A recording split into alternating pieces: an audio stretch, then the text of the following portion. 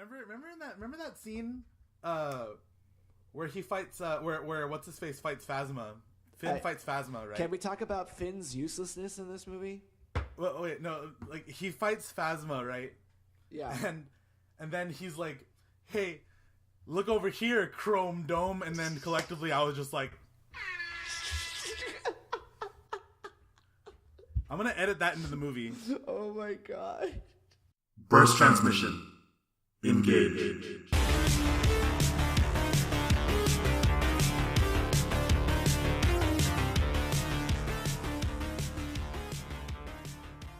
Alrighty, man.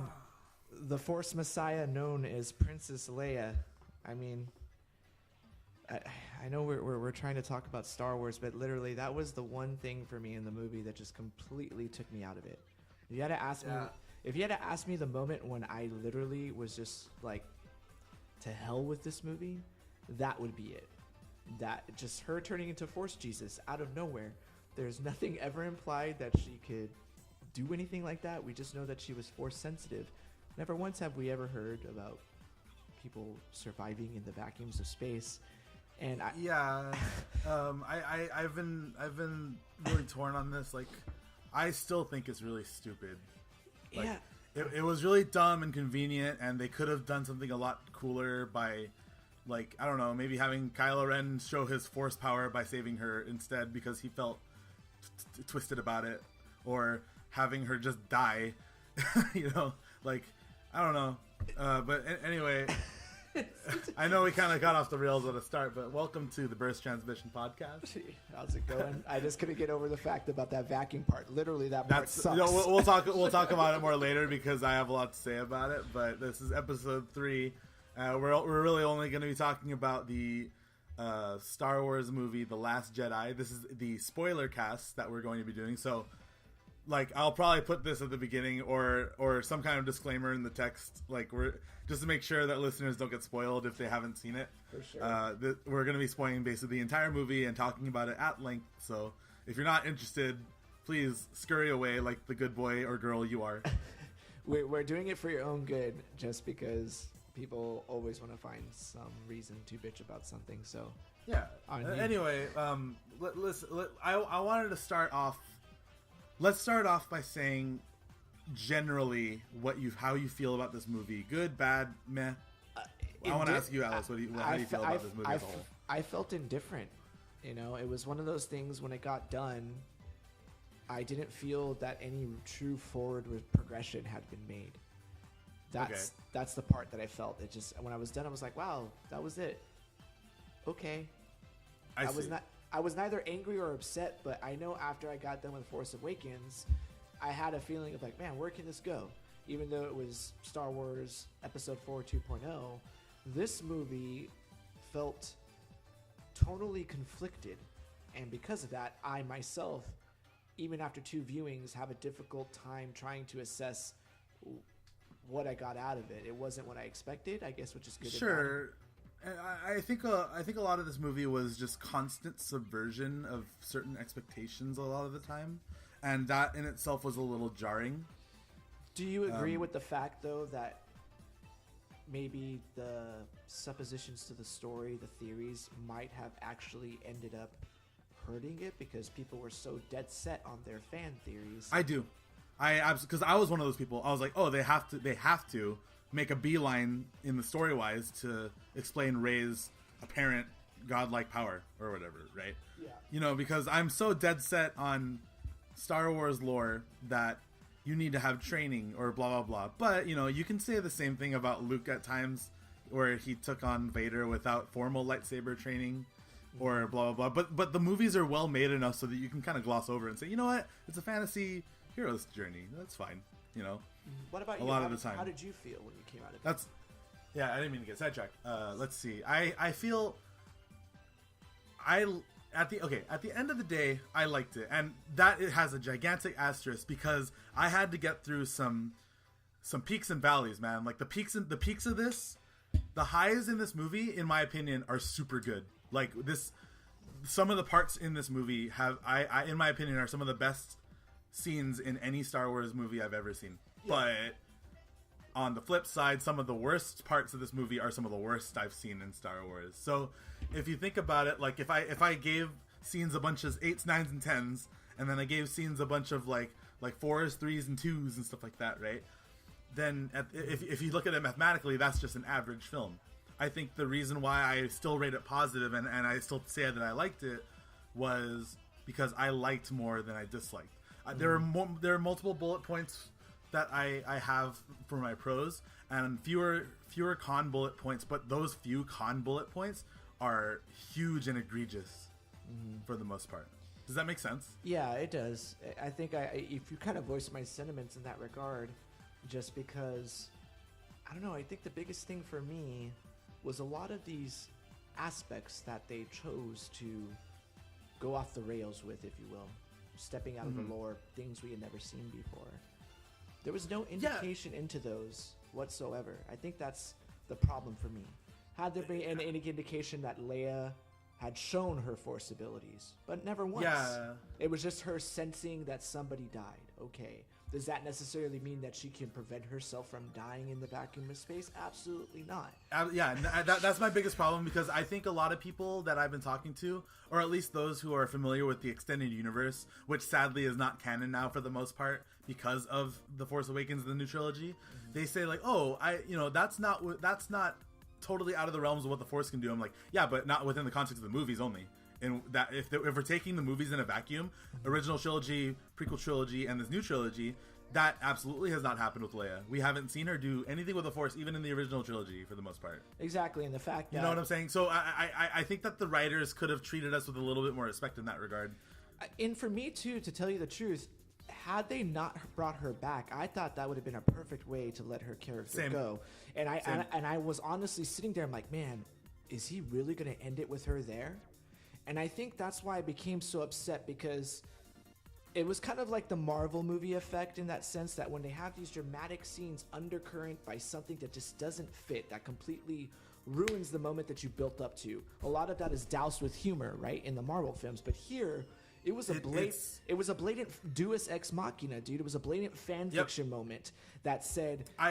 And I was so upset, because it's like, really? That's how you're going to do in Carrie Fisher? Like, how ballsy would it have been to actually have... That's what Princess Leia's character would have done, not, I'm going to come back. You know, like, my thing, her character was dying for the cause. She knew she would have to sacrifice, right? That, to me, would have been way more indicative of her character up to that point, but now suddenly she's Force Jesus. Well, you know, I don't think that the Force Jesus... I think the Force Jesus stuff was left in there before her passing, and that's, you know... I think that they were gonna... I've heard fan speculation that the first movie, Force Awakens, was Han's movie. This movie was supposed to be Luke's, and they're supposed to do something crazy cool with Leia. But sadly, she passed, and that's sad. But I think that they wrote that in to keep her around, but also give us some kind of faux... what's it called? We're supposed to worry about Leia, but I think they could have done it a lot more gracefully. This was not graceful. It was just alien. Yeah, I don't even to say the least. I don't even want to say it's offensive, but I guess in terms of writing, it is, because in terms of writing, it is. In terms of Star Wars, like maybe if it was Luke or Kylo, or even Rey. Hell, even if Rey did it, I would have enough suspension of disbelief to believe that Rey could probably do this, but not Leia.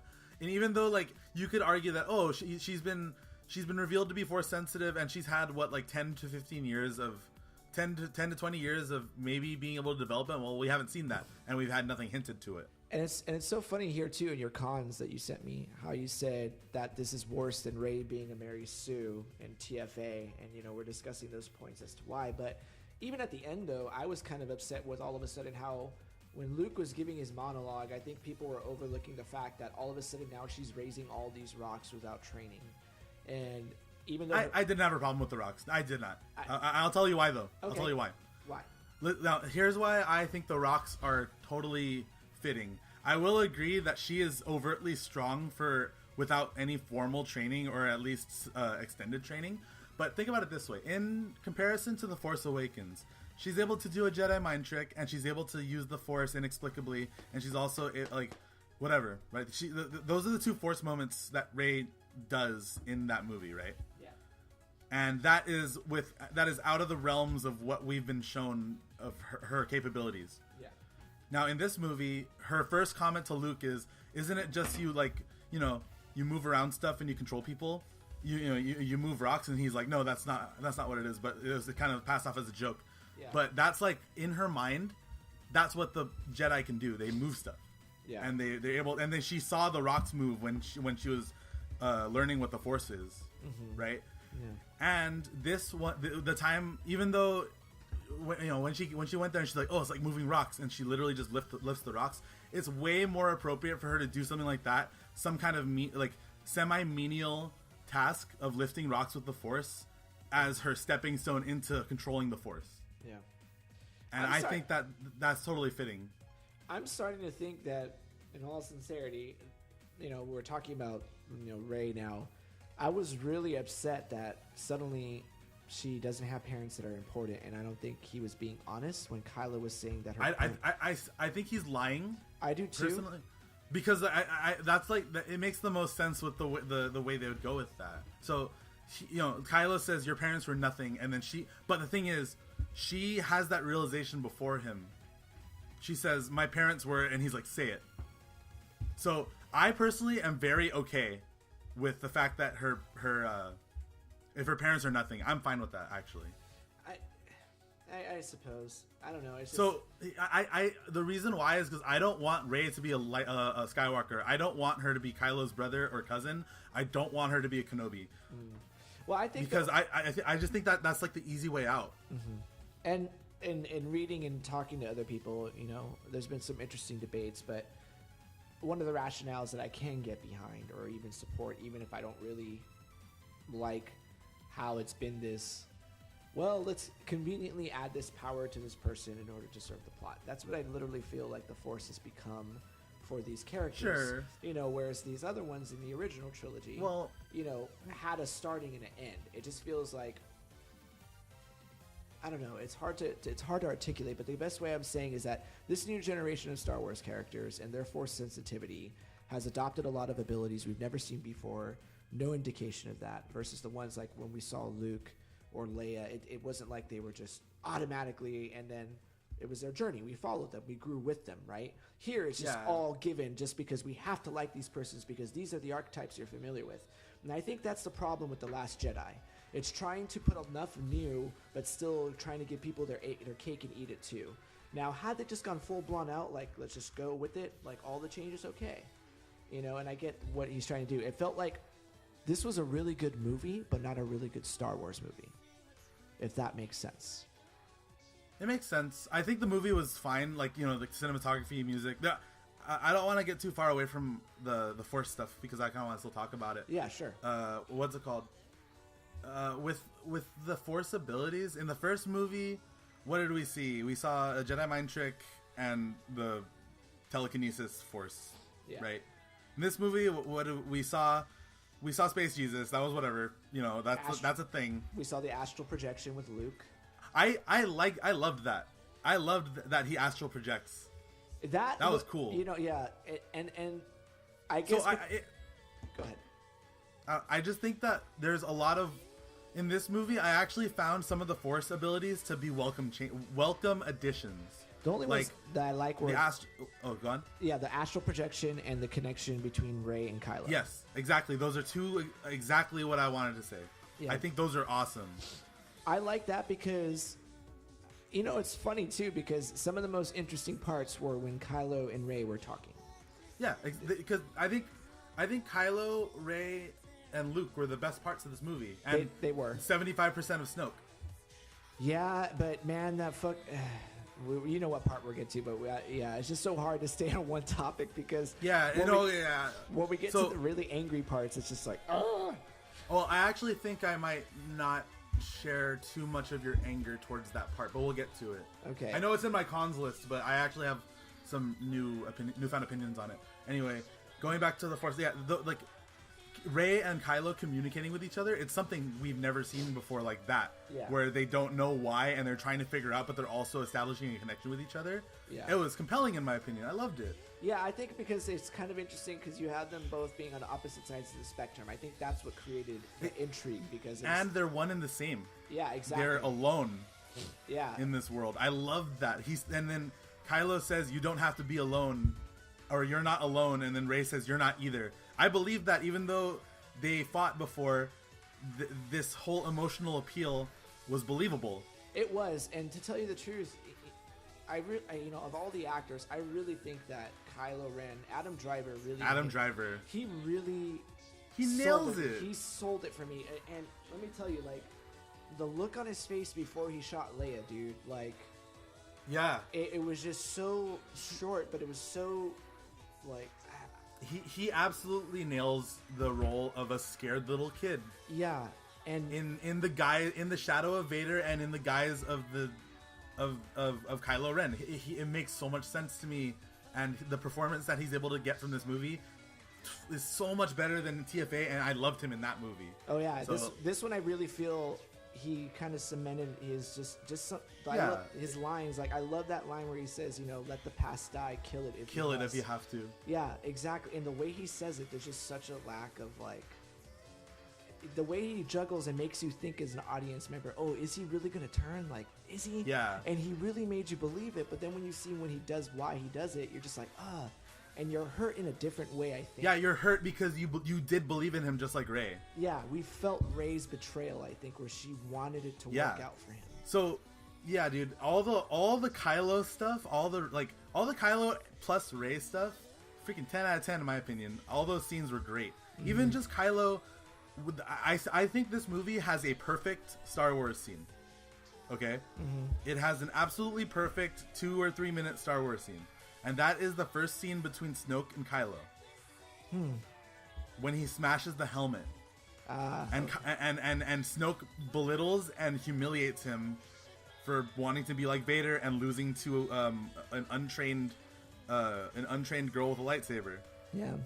Yeah, and he puts he it's kind of meta, but just the stuff that Snoke says and him lambasting Kylo saying, as long as Skywalker is alive, the seeds of hope are still planted, and there's just a lot of levity there. Yeah, it was levity in a movie where there was dire need of some.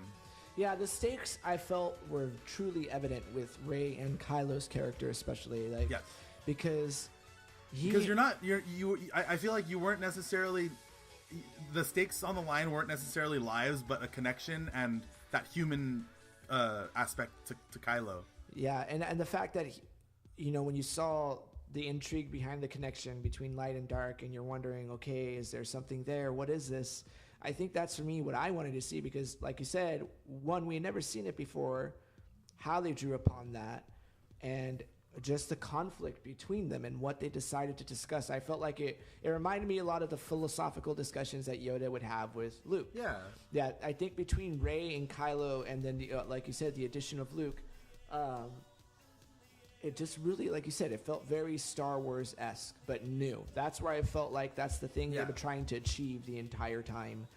Yeah. And I honestly think that the writers and Adam Driver have cemented Kylo Ren as probably in my top 3 Star Wars characters, honestly. Oh, yeah. I think he's that good. Yeah, he really, he just sells it. It's all in his eyes, man. And yep. He really sold the conflict. And his gigantic pectorals. Right. That scene was fucking hilarious. I actually didn't like that part where she joked about it. Yeah, that was a little weird, but I think just because... go on. It was one of those weird kind of things. I don't know. For me, I guess just the moment of levity seems so absurd in itself. I guess that's why I kind of accepted it, because... I guess. I think that's a good segue into the humor of the movie. I thought it was unwelcome, uncomfortable, and alien. Yes, all of it. It was very strange. Like, that's the best way I could put it. It didn't feel part of the universe in any way. It didn't feel part of the characters. It felt very forced. I literally felt I was trying. Like I said, I hate to say this, but if they're under the same umbrella, it feels like a Marvel film at times with the humor. Like, just yeah. I agree, and think about it this way: like, how much Marvel humor fatigue do we have? Too much. Too much after 10 years of it, right? But why did I like? What's it called? Why did I? If I have Marvel humor fatigue, why did I like Thor, Ragnarok? Because it was Taika Waititi humor. Yeah. And I am totally okay with that. It was like, I don't know. I still want to commission artwork of Jermaine Clement as Thor and Brett as Loki or something. Oh my god, that'd be beautiful. Hey. That'd be beautiful. But it's different. That's why I laughed so hard in that movie, because it's not the same kind of Tony Stark one-liners all the time. Yeah. You know? I guess and that's it was welcome, like. even though I've seen that humor in Flight of the Conchords. But when you transplant that Avengers humor in Star Wars and expect it to work, it's not going to. At all, as it was noted over and over again. And yeah, dude, I don't know, it's just one of those things where I was just kind of like, really?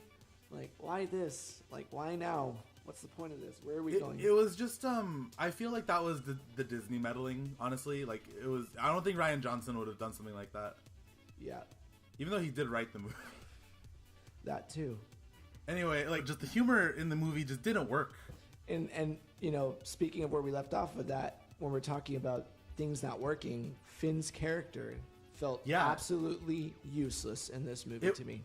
I was talking with some friends about Finn's character, and people considered his arc, instead of a progression, it was a regression of his character. Yeah.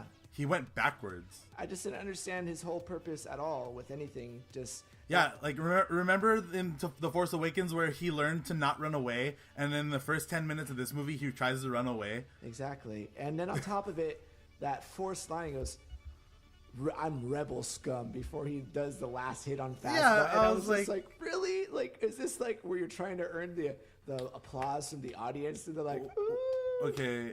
So, now that we're on the topic of Finn, I think it's decent to ask. I don't think there's anything more to add to Finn because he didn't do anything in this movie. But what did you think of Rose? I loved her until she started to have this magic love for Finn. That part pissed me off because if they had let Finn die, I would have been like, okay, like that. I was honestly under the impression he was going to die. I really did. Me too. And that was like, and I mentioned earlier that this film is full of just constant subversions. Mm-hmm. That was an unwelcome one, in my opinion. Yeah, and I wanted it to happen, not because I didn't like his purpose, but it would have kind of made him worth everything he did. Like, he felt like, well, this is the only thing I can do. I got to make some... What did he do? Exactly. What did he do? No, I disagreed, kind of. I need Finn in the third movie because he didn't do anything here. I don't know, man. And then Rose killing, like, oh, wait, not killing, but... making him go out another way. There's another Deus Ex Machina, right? Deus Ex Machina. And then all of a sudden now she has this relationship with him, and then Rey's looking from afar, and now she's jealous and she wishes what they had. That part was so weird. I was like, they better not go with a love triangle. I would get so pissed off. And until that point, I really enjoyed Rose's character because I liked where she was coming from. She seemed very sincere. She was very likable. But that love stuff or the seeds of romance or whatever plot they have blossoming in the back of their head, I don't think that's going to work. And with Rey looking from afar, like with that longing, it's like... Exactly, right? And I don't know, dude. Okay, I want to tell you about my main problem with Rose. Okay. The scene where he's going to sacrifice himself towards the battering ram and save his friends. Yeah. The whole point of that scene was to buy time for the rebels to get away. Because they already know that they're kind of messed up by, like, they're basically doomed with the rusty technology and, you know, the fact that they're up against AT-ATs and stuff like that, right? Yeah. So all hope is lost. Now, I don't know if there's like 2 or 3 major themes of this movie. One of which is hope. We need to keep hope alive in the stead of a shadow kind of thing. When the sun doesn't rise, we can't look to the sun to hope when it's not showing or whatever, right? Yeah. Like, so we need to keep hope alive. Finn's whole thing was, I need to give hope to my friends to get away. This is the thing that will instill hope in them, and it falls in line with all the other stuff about keeping hope alive. And then Rose is like, no, but I love you. And she one could have killed both of them. 2, she's probably now completely sold what's it called? She's completely taxed all the resistance with their lives at that point because you didn't stop the battering ram, you stopped one person from dying. I was like, that's the dumbest thing I could have ever thought of anyone to do. Yeah, I mean, I can see why you have a problem with Rose then at that point. But It's just this is one of many times when the movie makes a lot of stupid decisions. Sure, and I honestly think like I want to say Finn was supposed to die there, but Disney was like, nah. Yeah, someone that was just as not useless, but not given anything to do was Chewie. He was another person that was just kind of like, well, I'm with Chewbacca. Chewie is now the backseat character of the century. Holy crap! Like, how sad is that? This guy went from... It's really sad. How sad is it that Chewie barely had lines with Luke? Did he talk to Luke? I think they just... I want to say no. Yeah, if I can't remember, then more than likely it didn't happen. You watched it twice. Like, I don't think they talked. And that's just... Like, that's the thing. I think that in all the places where it went wrong, I think that was Disney meddling. And I did too, because we're both fans of Rian Johnson for one thing or another. Yeah, and the stakes were so low for a Rian Johnson movie. Exactly, but I think he played well enough with them to still make some hints of like stuff there, because there were those indie film moments. There's those clear marks of Rian Johnson. the art house scenes. Yeah, the mirrors. Those were awesome. Yeah, the mirror scene where she's learning about the Force. The mirror scene and the National Geographic slideshow. Yeah, exactly. Where she's learning the Force. But it's just so aggravating because this guy has directed some amazing stuff. I think back to Breaking Bad, episode 65.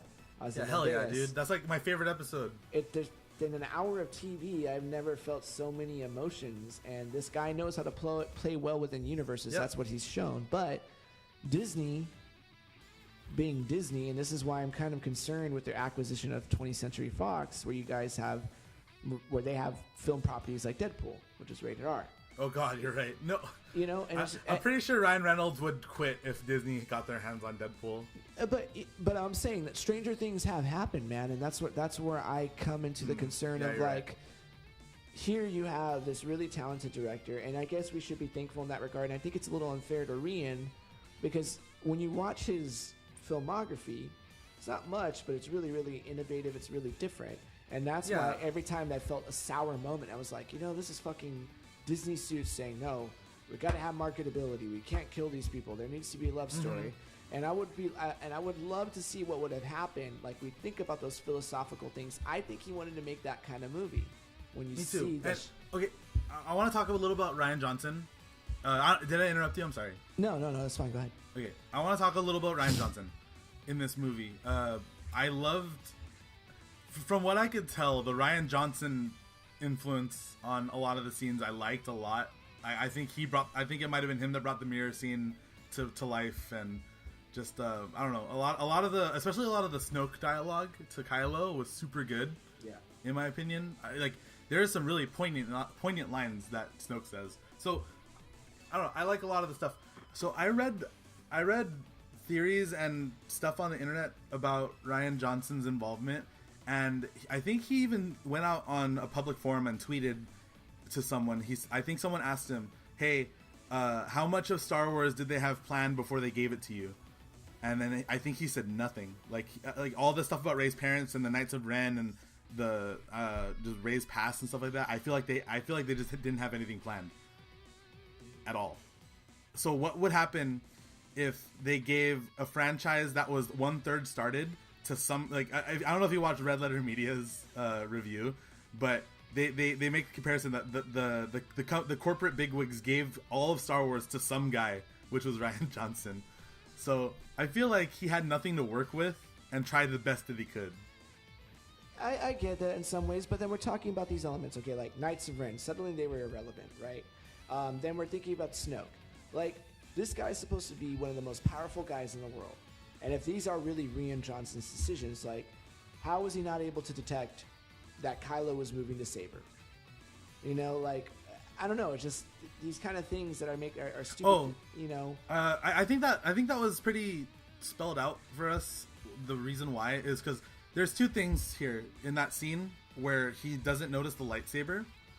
Kylo's doing a sleight of hand where when the saber's moving, he moves his saber a little bit. And Snoke is dead set on that. So he's also dead set on Kylo fulfilling his destiny. As far as the actual Force part sensing goes, the dialogue, which I don't think is the best dialogue, but it explains this. He says he's peering into Kylo's inner thoughts, and he said, "I can see his thoughts right now. He's looking to strike down. He's using to turn on the lightsaber and strike down his true enemy." That's a very abstract, abstract notion of his thoughts, but those are his thoughts nonetheless. So that's in his mind. In Snoke's mind, he's like, "Oh, he's gonna strike down his enemy, who's obviously you, Rey," but it wasn't. Well, I mean, so that's the kind of disbelief that the movie wanted you to think via that dialogue. Is what I'm saying. Yeah, I mean, so in a vacuum, it works. Even though I would prefer a little bit more of a smarter decision, it still worked in the vacuum of the movie.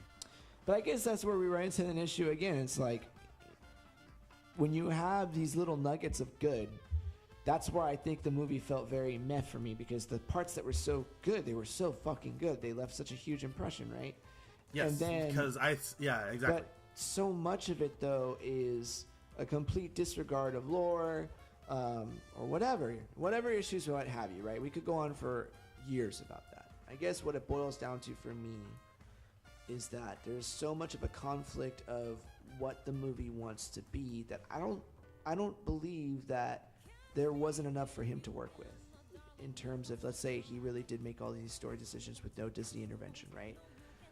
When you build up all this crap and they say that there's a synonymous link between the directors and what they're setting up or whatever, and now all of it's coming out that suddenly they didn't know, it's like, well, okay, then why did you tell us that at the first place? You know, it sets up the second movie for failure no matter what, because then they're blowing up all these concepts of like parents, where's Rey from? Yeah. And then you have the fans going crazy about it, so we do that to ourselves. I think it's a collective fuck up of everybody. But like, everyone had such hype for the movie, it never was going to satisfy everyone. But the problem I think that this one ran into more than anything was that, well, damn, these fan theories are good, but I don't want to use them. and people were so set on those fan theories, like me, like you. They were very set, like me, yeah. Yeah, and because they made sense. They did. I was like, oh shit, like, of course. But then you watch the movie and you're like, what the fuck? And well, I don't know. That's just the way, the reasoning that I see it. I'm not necessarily defending these choices if they're true. You know, if Rian Johnson had nothing to work with and like what's it called? He had nothing. He had no plan that the original writers had for these characters, and he had to try his best shot. Then where was I going with this? Shoot, I just drew a blank. It's okay. I draw blanks all the time. But I mean, it's hard. Well, go ahead. If he had nothing to work with and tried his best, it was just his. I lost my train of thought. Sorry. I'll probably think about it later. Yeah, just interrupt me when it comes back in, so I'll just be like that. But I don't know. It's hard to talk about the pros, I guess, because once we start on the pro, the glaring con comes out, and then it's just easy to rant and rave. So I think we should try to focus on more of the good, like the real good. Okay, I'll focus on the good right now. Yeah. Kylo Ren, the best part of the movie. Yeah, definitely. We did. There's nothing I didn't like except for maybe one thing, which was the towel scene. Yeah. Huh? The towel scene. Yeah, whatever. That's a throwaway scene. But I think just how cartoony he was portrayed in the AT-AT. Yeah. Maybe. Yeah. But before we get to pros, I need to talk about another con I have. My bad. Yeah, sure. Go ahead. The villains in this movie are so hilariously cartoony. General Hux. Especially General Hux. Like, what I want to do is I want to commission General Hux with a twirly mustache. And he's like going, meh. In a monocle.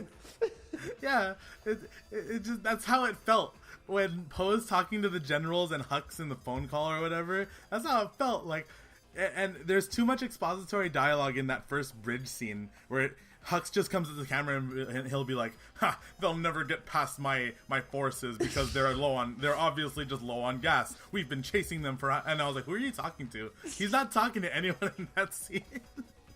He has no inner monologue. He's just like, I'm just going to speak out loud. I wanted to see, like, here's a bit of Marvel humor I would have appreciated, is if as if it were like a Spaceballs movie. You just see some of the workers and like, who's he talking to? And it just shows him just on a tirade. I would have accepted that too. I would have been like, okay, I can deal with that. Yeah. Oh, man. But like everyone, even like the incidental generals on the dreadnought and stuff like that, they just felt super cartoony. Yeah, I don't know. And that just took away from all the levity of the apparent like life threatening chases that the First Order is chasing the Resistance to. Yeah, the slowest freaking spaceship scene in. I didn't necessarily mind the prolonged space chase because Empire is like that, but they actually have spots to stop and breathe. It seemed like a much slower version of a Battlestar Galactica episode called or like Babylon 5. Yeah, where in the Battlestar Galactica episode, the Cylons are chasing the humans every 33 minutes after they jump, and they track them so the humans, So it felt like a much slower and non-interesting version of that, because they have all these weapons and they're just like, well, instead of just destroying, let's just. I can get that. Like, I think it was because it was just like it was a long spread of nothing that they were traveling through. Like, it would have been cool if they had to travel through like a collection of space stations or like space station settlements and had to like hide or something like that. That would have been cool. Yeah. It was just like it was uninteresting to watch the actual space chase. Yeah. I mean, after that first cool action scene with the X-wing, then you're just kind of like, "What's going on?" It's just a bunch of slow ships getting shot at. It's like, we're behind you. Don't forget. Also, Admiral Akbar died. I was like, man. They didn't tell him that it's a trap. Yeah, I think they should have made him second in command. That would have been cool. He would have been in the space vacuum then with Princess Leia, and then she would have rode him. And he would have used his little dorsal fin to get there in space. That'd be like if Tim Heidecker made Star Wars. Yeah. Oh God. A lot of people are complaining about the casino scene. I think it was overall lukewarm to me. It was whatever. I liked how it looked. I just think they could have saved that scene for maybe another movie. Yeah, Canto Blind. I don't know. And then that just kind of crosses in with Benicio del Toro's character. I didn't like him. Benicio del Toro? Yeah, I didn't. I think we're conflicted on him because I liked his actual character. To me, his character felt like a really bad version of Frankie Four Fingers from Snatch. For one, like his whole like accent with the little twitch, like he's the stutter withdrawing from meth or something, like, or he's some sort of auteur. And then I think Benicio's performance was fine though. Well, I didn't like it because, like I said, have you seen that movie Snatch? I haven't. Okay, so if you watch that movie Snatch, he plays a character called Frankie Four Fingers who has a lot of the same mannerisms and demeanors. I felt like if you had seen that movie, I think you would have been like, oh, he phoned that in. Because anyone who's seen that movie, they're like, oh yeah, it felt like a diet version of that character. And it just didn't really fit in the Star Wars universe. So... what do you mean it didn't fit in the Star Wars universe? I don't know. It just... like a stuttering character? Not a stuttering character, is that what but it is? it's just, I think it's just, again, my perception comes from having watched something else that he just kind of used, and he decided to bastardize it, and it wasn't effective to me. I obviously don't know I don't know the source material of Snatch, obviously, so I can't comment on it, but yeah. I thought it was welcome to see like a slimier version of like a code breaker. Like, he was like the anti-Lando. And he, what's it called? I treat Star Wars like Dungeons and Dragons in space. And I think that means that I give the alignment chart in Star Wars. That means you can get anyone in Star Wars. So I don't want to limit it to exclude someone like him. But his slimy felt cartoony. It didn't feel like a genuine, like, sense of whatever that entails. Like, right, we're talking about cartoony aspects. I guess that's the best way I can articulate it. His version of what he thought slimy would be in this universe didn't feel authentic. It felt like it was something contrived because of the fact he was drawing from other sources, of inspiration that he would have done before. It felt cartoony to me in that way. And then suddenly he switches the gears. I appreciated his line at the end where he says, like, today I shoot you in the back and then you shoot each other tomorrow. I thought that was funny because there is some truth to that. Yeah, there is. That's the only time I felt like, oh, okay, that makes sense. He's got that kind of roguish nature to him, right? But yeah. So like that's, he's chaotic neutral almost. Yeah, but with the way that it led up to that point, though, it just felt very inconsistent with the performance. That's what I'm saying. Like, I wish he would have spent more time being like the more. I felt like that more intriguing part where he comes out and shows his real true colors at the end. Okay, so I think I disagree with you here, mostly because I liked everything about the lead up to the heel turn and the heel turn, except for the part where he gives Rose the necklace. Mm-hmm. I didn't like that because it wasn't consistent at all. Like they gave him some kind of redemption scene, but then he goes and betrays them anyway. Mm-hmm. So what was the point of giving her the rose or giving her Rose's necklace? Just keep it and stay in character.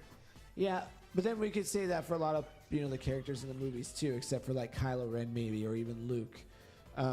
Just with a lot of tonal inconsistencies, right? Where we're okay with whatever portrayal they have, right? Like in your case would be like Benicio's. And then they suddenly do something that's completely outlandish. And I felt a lot of characters do that. And it's funny because you say Luke Skywalker, since we're talking about characters that we're kind of conflicted on, you say you liked his portrayal. I did. I had some issues with it. I wasn't like let down by it, but there's just some things I felt that in there was nothing to indicate, I think, at any one point, regardless of whatever backstory was established, that I felt Luke would have done those things because he had already been through so much suffering beforehand.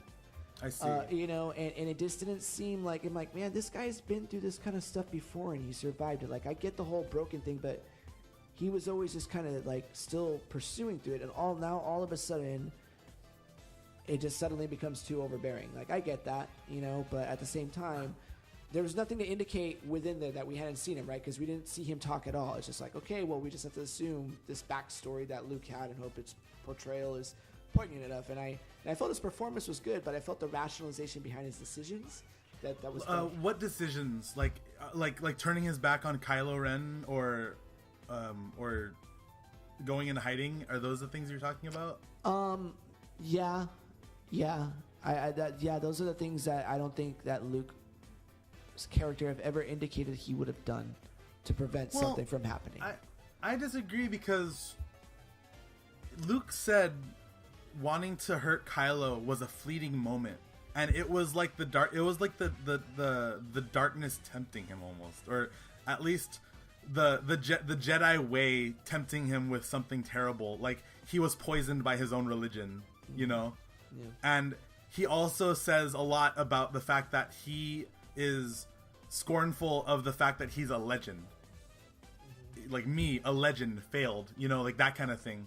So he's never dealt with being a legend before, and I can imagine that would bear hard on him. And having to kill one of his own because he would have turned is an indicator that he failed at being a legend and like this golden god. And I believe that.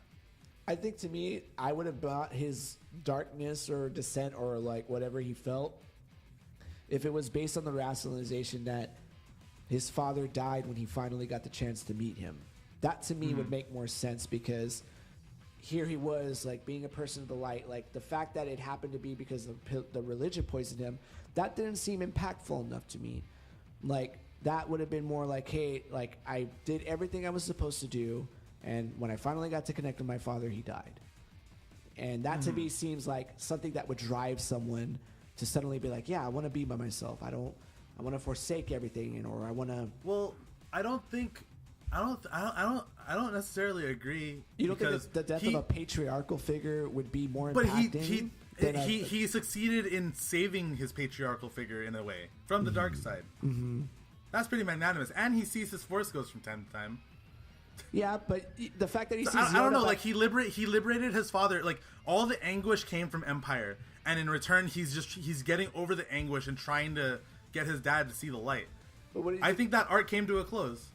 Don't you think then it would make more sense for him to see his dad and not Yoda, because his dad had confronted the darkness like that before then? If we're talking about like the connections and being magnanimous in our decisions, right? Wouldn't it make more sense then to see his father then at that point, because his father would have a deeper understanding of that conflict, which Luke is clearly going through? Of failing? Yeah, of just failing the people he loves. Failing the people, killing someone he loved. He killed his wife. He killed Padme. No, I know, but like or the attempt. I think Yoda was more fitting because Yoda's entire council failed itself by letting Anakin go on. Mm-hmm. So Yoda lost his entire council. He lost the younglings and he lost the Jedi Order. Okay. I mean, I guess it's just one of those things where it's just like... I'm not disagreeing that those things aren't super impactful. Yeah. I just think that, like, Luke's journey is pretty great, in my opinion, portrayed in this film. Mm-hmm. His journey of failure. Because failure is also a huge theme of this movie. Yeah. You know? And getting to see Luke question his own morality and religion and entire life upbringing by the Force, having, you know, using that religion to kill his father, using that religion to train a new order, using that religion to turn his back on his best friend's son and nephew, that's wild. Okay. Yeah, I see when you put it into that kind of like list, and that's why I really thought his story was super compelling. You know, with that in mind, I'll have to watch it again and then I guess go in with that perspective, because I guess I wasn't looking at it from, I was looking at it from a completely, I won't say narrow-minded viewpoint, but when you talk about it, I guess because of the system of belief, right?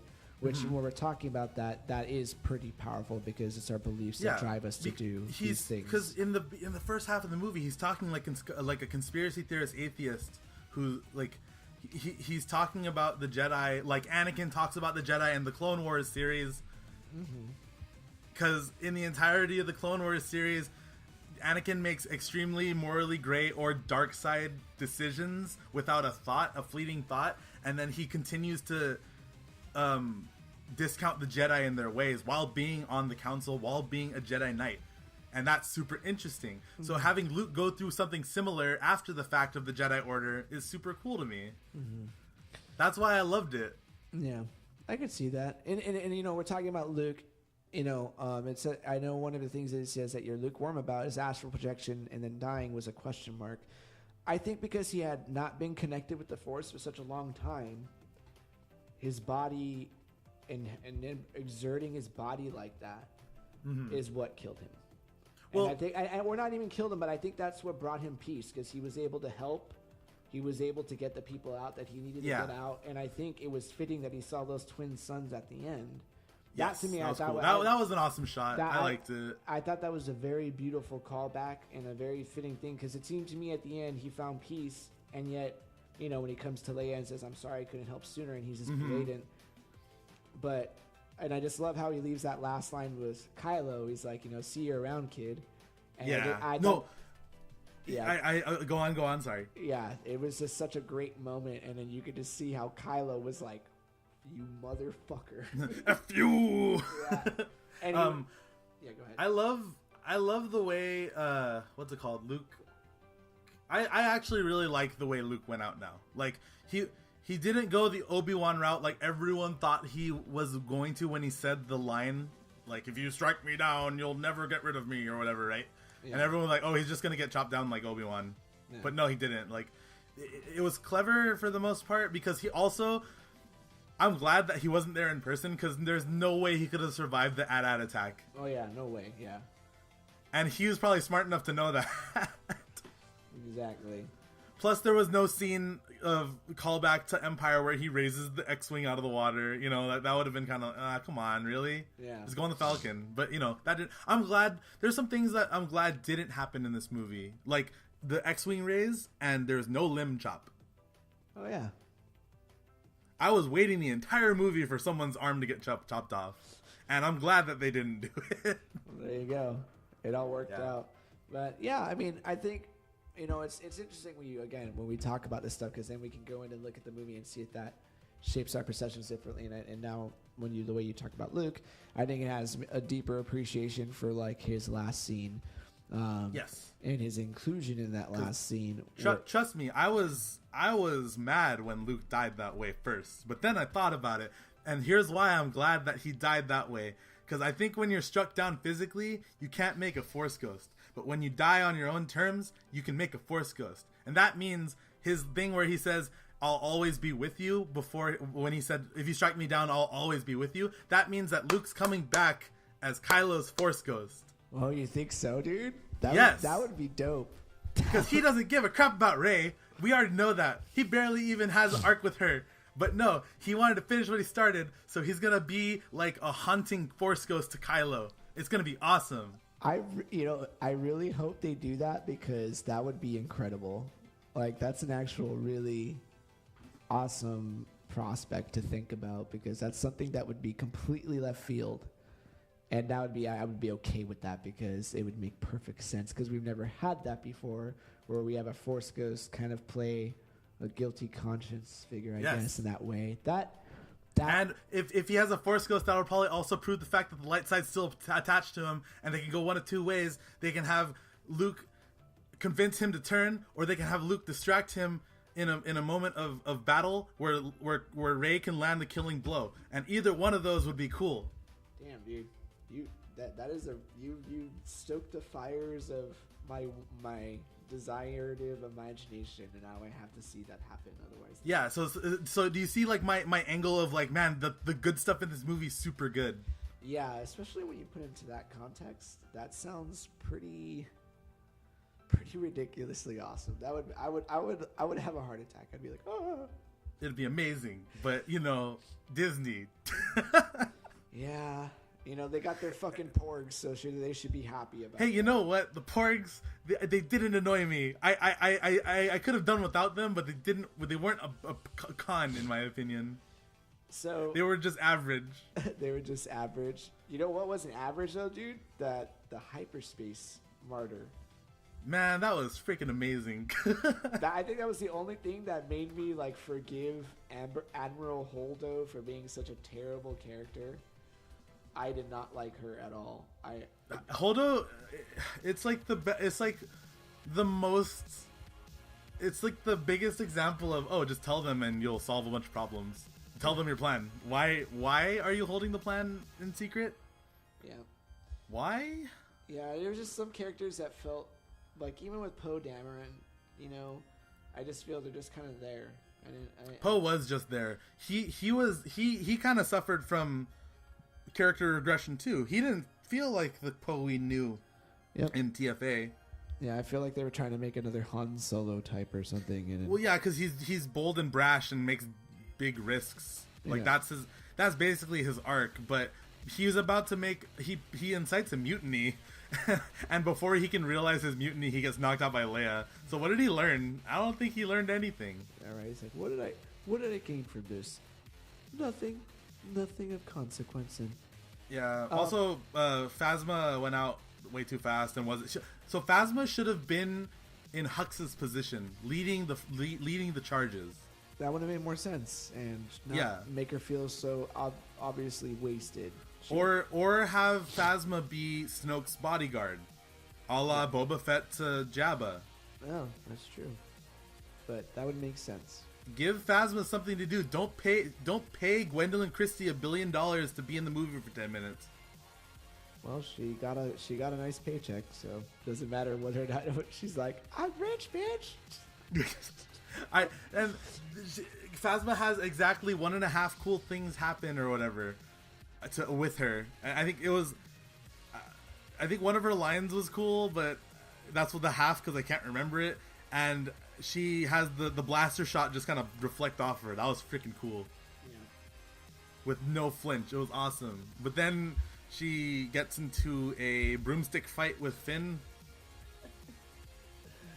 But you know what was dope, dude? That lightsaber scene fight with Kylo and Rey teaming up, the one shot. It was awesome.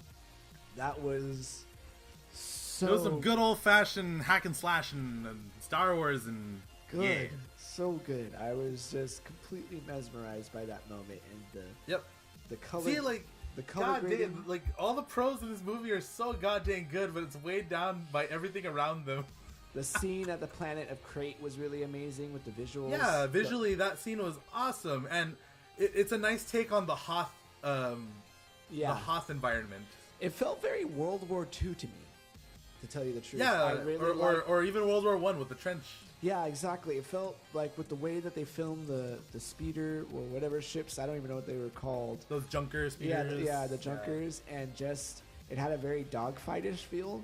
But at the same time, with the trench warfare, there was a lot of really cool moments that felt like an homage to older cinema. Very far and few in between, but when they did happen, I think you can recognize them as the most memorable scenes, right?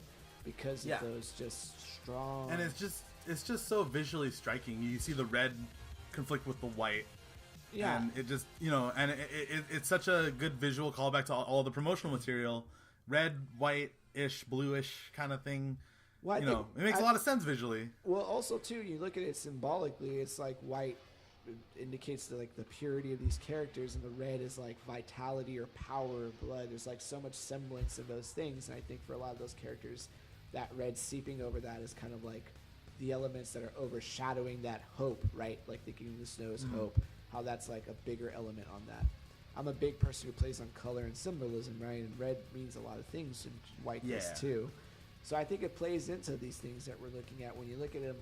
When you look at the movie for its base thematic value, when it really hits it out of the park, it really hits it out of the park. It really, really does. And I think that the movie really tries to focus on, or going into the next one, about the prospects of a Force ghost haunting Kylo Ren. It just sounds like the only way that this movie should go, but also building on that connection between Rey and Kylo. Yes. You know? Yes. So yeah. I just hope I just don't know, because it's JJ and JJ's doing 9, and don't put Ewoks in it. God dang it. And if he puts Ewoks in 9, I might quit. Someone I feel we should talk about, and it deserves talking about, is Daisy Ridley's character. Definitely. We haven't really talked about her, and she's an important element of it, obviously, because she represents a good guy. I think she's great in this movie. It's just more. Some of the stuff you talked about earlier about the rationalization, like, I can get behind some of that. I still have a problem though with the fact that it feels like it's going to be a cop out. It feels like when we learn about her parents, right? I still feel they're going to try to connect it to somebody. If they connect her with someone, I'm going to be very upset. Mostly because I'm just like, God, put the Kenobis and Skywalkers away. Like, let a new era dominate the mythos. I just can't help but feel that they are in order to close it off. Because me too. Rey Like you know that scene in Return where Han's like, you love Luke, don't you? And she's like, yeah. And she's like, oh, okay, I won't get in the way. And she's like, no, he's my brother. Like that whole kind of like tongue-in-cheek kind of reveal to Han, a character. I feel like they're gonna do the same exact thing in the 9th movie, where Rey's like, oh, it's a shame about my parents, and then Luke's Force Ghost is like, no, I'm your dad. Yeah, and you're just like, oh. It's gonna be so dumb if that happens. I'm gonna freaking quit. And that's what I feel is gonna happen, because it's JJ, and I'm just being honest. I don't have a good feeling about Episode 9. I don't. I don't have it, even with all the promise that we had with all the good parts. It's JJ. Well, here's why I'm scared for Episode 9. What are they gonna do? What can they possibly do? Like that, like, you know how in Empire where everything kind of gets messed up, and Luke has a clear and concise arc. He's going to heal from his hand wound. He's gonna go confront Vader and deal with it, and go back and get proper training or whatever. Han is gonna get saved from the carbonite, and Leia and Lando are probably gonna go do it, and that's how it's gonna happen. So you have this clear stepping off point from Episode 5 to 6. Here, frick, Rey's gonna go smash Kylo Ren's face in with a lightsaber, and that's probably what's gonna happen. Yeah, it just I don't know, man. I want to be excited for it, but I can't. I really can't, just because. But it's really weird because there's just nothing I can think of for them to do, and that scares me because I don't trust them writing something from nothing. Yeah, I mean, it's just gonna be one of those things where we just have to wait for the new trilogy and hope that, because Rian won't have to be tethered to anything, I think Disney is gonna have less say. Sure. So I think if there's anything good we can take from this, it has to be this. Rian showed his competency in the moments where he was allowed to be himself. Mm-hmm. And in this trilogy, if he's truly being given carte a la blanche, whatever. You know, Carte blanche. Carte blanche, yeah, that you can. God damn it! What? I'm mad at myself for not even remembering that. Anyways, then I do have some positivity because then he's supposed to be in charge of the trilogy, and I think it's not going to be as Disney-ish. I hope not. Like I want it to be untainted by Marvel style comedy and Disney level of stakes or lack thereof. Yeah. We'll see. Like I'm pretty shocked that none of the main characters died or got injured, and I'm not saying that because that's how all episode 2s go in Star Wars, but like I don't know, we had some crazy stuff going on where people were dying in this movie, yeah, but they were no names. You know, you had all the ships getting blown up and incidental characters were dying, but none of the main characters felt like I was worried about them. It's just one of those things that we kind of had to just wait until it happens, because at this point it's all just assessments, and we don't know what's going to happen between now and later. At the end of the day, I guess closing statements about this movie. If I had to give it an overall grade, I'd say a solid C. Solid C. Yeah. I would give it a 6 out of 10, and that is tied with my Revenge of the Sith score. Okay. And full disclaimer, a 5 is an average movie to me. With your very unique scaling system? Well, I use Your Movie Sucks scaling system because he doesn't rely on the academic grading scale. Oh my god! What? Your little throw in. You're like the Your Sucks grading system. No, Your Movie Sucks is a YouTube channel I like. Go check him out. He's awesome. I thought you said like your scale sucks, like you were directly insulting me for using. No! Oh my god! I blame Discord. Blame Discord. I clearly said Your Movie Sucks. There's like a new chapter of animosity opened up in this episode of the podcast. Like now, episode 4 is gonna be me and Alex trying to just like vehemently insult each other. It's gonna be really passive aggressive. You're gonna be like, "Hey, Raul, how's that blue milk taste?" Oh my god, that was so. It was weird. It was just like, what are those? Are those nipple? Oh. Yep. Yep. It was bad. And then there's that one guy in the back like, "Hey, blue milk like in New Hope." You know, another thing that was just kind of weird were those weird-looking nun things that were just there. For what? The nuns that apparently were the caretakers of the island. Oh, yeah. They were there for 2 scenes, mainly to just be, like, bad comedic humor. I didn't really think much of them. They're, like, if anything, they were just like the incidental alien characters outside the cantina to me.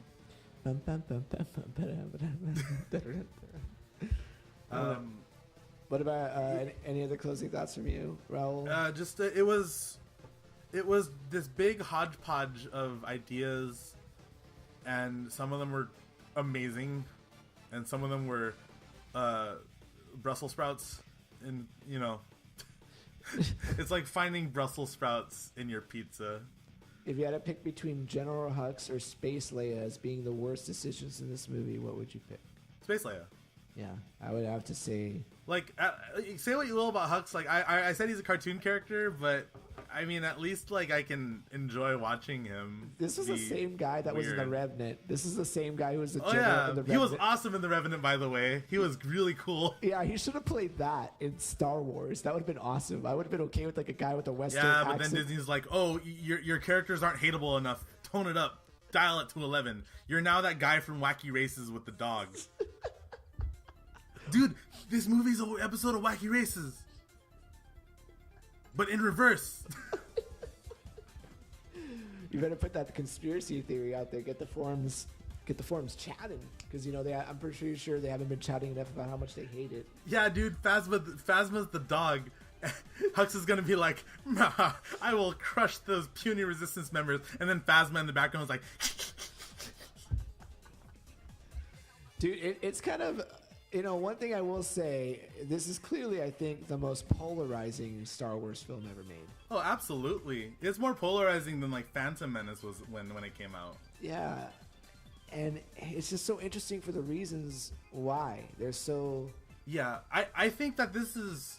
I'm going to sound so weird saying this. I think it's pretty healthy to have something to talk about with Star Wars. Because after Force Awakens, I didn't have much to talk about. That's true. It was just A New Hope. I was like, oh yeah, we've seen that. It was cool. It was great. Thanks a lot.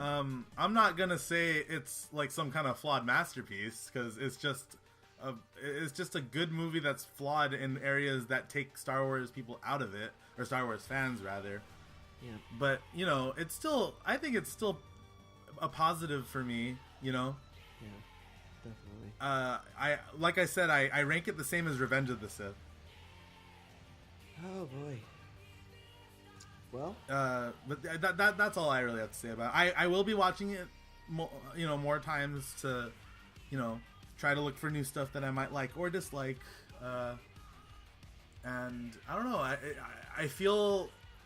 actually kind of feel a little bit sad that it had to be this way because I have to wait 2 more years of just waiting on something that at the end of the day boiled down to something lukewarm for me.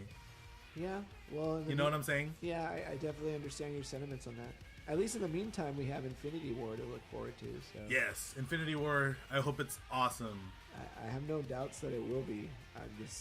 I watch the trailer at least once a day. So I have not watched the trailer yet because I do not want to watch it. you have more willpower than I do. That's for sure. I went into the Star Wars completely blind, dude. I felt so good. Dude, that's dope. It was awesome. But I also am that weird person that leaves the theater when the Star Wars trailer comes on. Okay, I want to also talk about how my no trailer policy bled into my Star Wars experience for episode 8. So while we were in there, I was talking to my friend and I was like, dude, I hope there's not an Infinity War trailer because this theater is packed and I don't want to have to shuffle out. So he was like, dude, it's Disney. You're going to see it. And I was like, no, I believe in them. And then all I hear is that Marvel music fanfare. I was like, oh no. And I was looked around. I couldn't really get out. I was like, no, what do I do? So I get out my phone and I put my head super down into my lap. And then I start reading Berserk. And I don't listen to anything. Or I try not to look up. But I felt so like weird. I'm like that weird kid in science class that role plays his science experiments. Like that kind of kid. Yeah. Oh my god. I felt like that. Well, but that's quite the story, Raul. At the end of the day, I don't remember anything I heard. So this is a win-win for me. Kudos to you for just, really sticking to that. I got to give you a name for commitment on that one. I'm dead on the inside. Alright, well, I think we can call that a spoiler cast. I do too. Thank you guys for joining us again on our 3rd episode of Burst Transmission. We will be back again with... Thanks for bearing with me yelling about Star Wars. Same here. I'm kind of suffering a cold, sore throat thing right now too. Whack. So I wasn't as energetic as normal. If you've heard the other 2 episodes prior to this. But yeah, thank you guys. It was great. Thank you guys. It's been fun. It's been fun, Raul. Thank you again. I'm looking forward to it, buddy. You have a great one. Yeah, take it easy, y'all. Bye. Transmission ending.